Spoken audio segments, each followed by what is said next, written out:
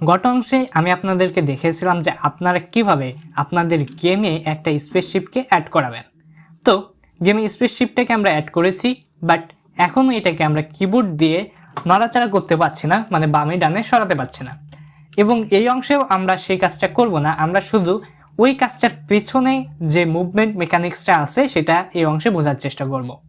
এখানে ধরুন আমি এটা হচ্ছে প্লেয়ার এক্স এর ভ্যালু অনুযায়ী এই বাম থেকে এই পর্যন্ত আসছে, তার মানে আমি যদি বামে ডানে সরাতে চাই তাহলে পরে আমাকে প্লেয়ার এক্স এর মান লাড়াচাড়া করতে হবে।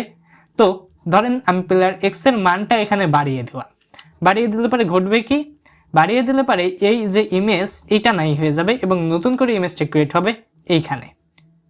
আবার যদি আমি -5 দিই তাহলে পরে ধরেন এইখান থেকে এইটা নাই হয়ে যাবে, নতুন করে ক্রিয়েট হবে এইখানে। কিন্তু জিনিসটা এত তাড়াতাড়ি হবে, চোখের পলকে হবে, যা আমাদের কাছে মনে হচ্ছে যে এটা অ্যানিমেশনের মতো সরাসরি এইভাবে সরে যাচ্ছে। তো চলুন আমরা এই প্লেয়ার এক্স এর মান বাড়াই কমাই দেখি। তো এখানে সেটা হওয়ার আগে আমরা প্লেয়ার এর ভিতর যে ফাংশনটা তৈরি করছিলাম সেই ফাংশনটাকে আমরা একটু আপডেট করি। কেমন আপডেট? ধরেন এখানে আমরা কোনো প্যারামিটার দিছিলাম না, এখানে আমরা এক্স ওয়াই নামের দুইটা প্যারামিটার দিয়ে দিই এবং এইখানেও আমরা সেই ভ্যালু হিসেবে প্যারামিটার দুইটাকে রাখি। কন্ট্রোল এখানে এক্স ওয়াই। এরপরে এইখানে আমরা যখন কল করেছিলাম এই ফাংশনটাকে আমাদের ইনফিনাইট লুপের মধ্যে, সেইখানে চলে যাই। সেইখানে যে আমরা জাস্ট ওই এক্স ওয়াই এর ভ্যালু হিসেবে প্লেয়ার এক্স এবং প্লেয়ার ওয়াই দিয়ে দেব।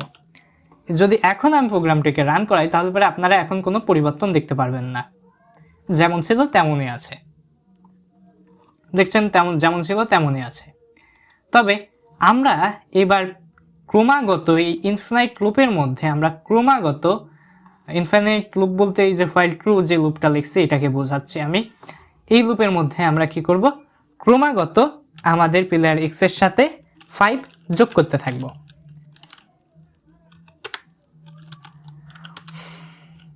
তো আমরা 5 যোগ করি, এটা একেবারে শর্ট করে লিখে ফেলি 5 যোগ।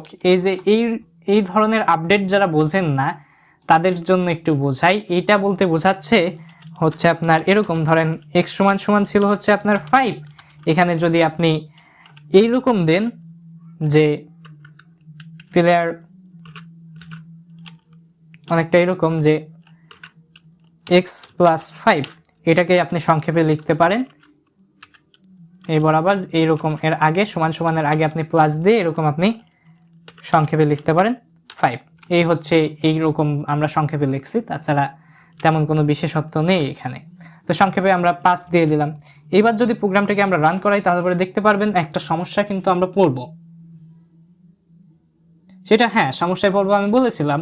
দেখেন আমরা যেই ইমেজটা রেখেছিলাম আমি বলেছিলাম আগের ইমেজগুলো ডিলিট হয়ে ইমেজটা নতুন ক্রিয়েট হবে, কিন্তু ইমেজটা নতুন করে ক্রিয়েট হচ্ছে না।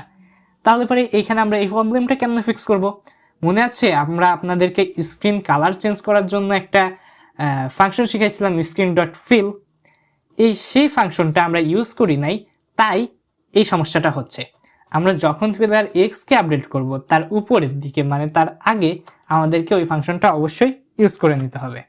তো আমরা সেটা ইউজ করি স্ক্রিন ডট ফিল। এবার একটা ব্র্যাকেট না, এর ভিতর আরও একটা ব্র্যাকেট দিতে হবে, তারপর আপনার সবগুলো 0 0 করে দিই, তার মানে আমি কালো চাচ্ছি। ব্যাস, এবার যদি আমি রান করাই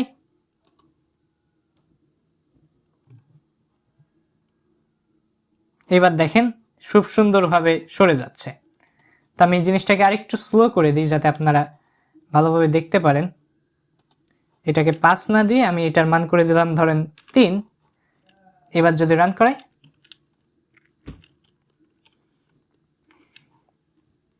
এই যে দেখছেন নড়ছে, কিন্তু আগের ইমেজটা ডিলিট হয়ে যাচ্ছে। আগের বার ওই সমস্যাটা কেন হয়েছিল একটু আপনাদেরকে বুঝিয়ে বলার চেষ্টা করি আমি। ওই সমস্যাটা হয়েছিল এই কারণে যে আমাদের প্লেয়ার যখন বারবার এই লুপটা আমাদের বারবার যখন এই হোয়াইল রানিং লুপটা চলছিল, ঠিক তখন এই রানিং লুপটা যখন চলতেছিল তখন বারবার আগের ইমেজটা থেকেই যাচ্ছিল। বাট আমরা যখন আগে স্ক্রিন ফিল কালার কালো দিয়ে দিলাম তখন কি হচ্ছে, ধরেন এইখানে আগের ইমেজটা আছে এই বরাবর, কিন্তু তার আগে পুরো স্ক্রিন আবার কালো হয়ে যাচ্ছে, তারপরে আবার নতুন ইমেজ আসতেছে। তারপর আবার এইটা থেকে যাচ্ছে, আবার তার উপর কালো একটা পর্দা পড়তেছে, তার উপর আবার এটা নতুন করে ক্রিয়েট হচ্ছে, যার ফলে আমাদের চোখের পলকে ওই জিনিসটা ধরা পড়তেছে না, আমাদের মনে হচ্ছে যে আমাদের প্লেয়ার বা স্পেসশিপটা সরতেছে। এখন আপনি যদি একটু এদিকে বাম দিকে নিতে চান তাহলে পরে জাস্ট এখানে মাইনাস দিয়ে দেবেন। আমরা আবার রান করাই।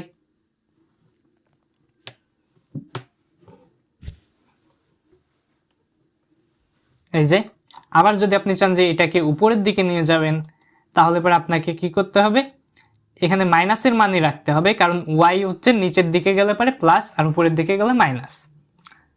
তো এখানে আমরা প্লেয়ার এক্স এর জায়গায় ওয়াই এক্স দিয়ে দিই, প্লেয়ার ওয়াই হিসেবে দিয়ে দিই, যে প্লেয়ার ওয়াইকে আপডেট করতে চাচ্ছি।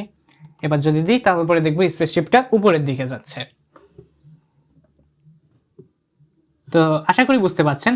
এখন আমরা এর পরের অংশে কি করব, এখন ধরেন আমরা সেট করে দিচ্ছি অটোমেটিক এটা 3 ধাপ করে বা মান 3 করে আপডেট হচ্ছে।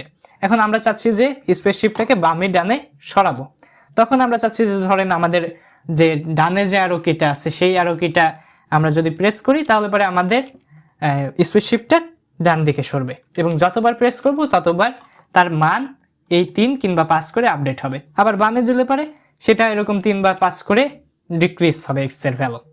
এইভাবে আমরা মানে আমাদের মুভমেন্ট মেকানিজমটা কাজ করে। তো আশা করি বুঝতে পারছেন। পরের অংশে আমরা অবশ্যই কিবোর্ড দিয়ে আমাদের স্পেসশিপ কন্ট্রোল করে দেখাবো।